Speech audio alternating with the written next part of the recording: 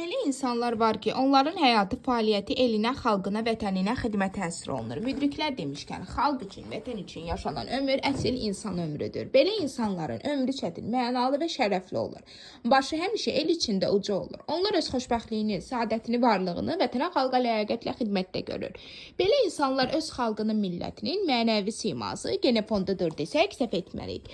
Tam məsuliyyət və qürurla deyə bilərik ki, belə insanlardan biri də sözün həqiqi mənasında gözəl insan, İmişli rayonundan olan iş adamı Sərxan Əhədovdur. Sərxan müəllim öz işinin peşəkarı bir insandır. O, İmişli rayonunda qum karxanasının sahibidir.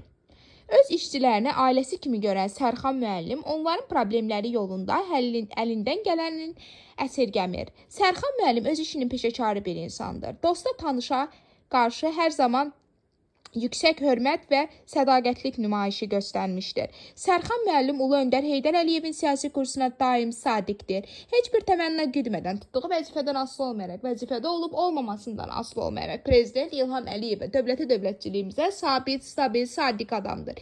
Heç bir qüvvə onu heç vaxt əqidəsindən döndərə bilməz.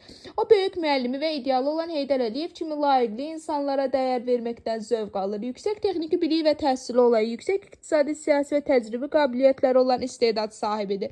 O, həmçinin ani və düzgün qərar qəbul edən nadir insanlardandır.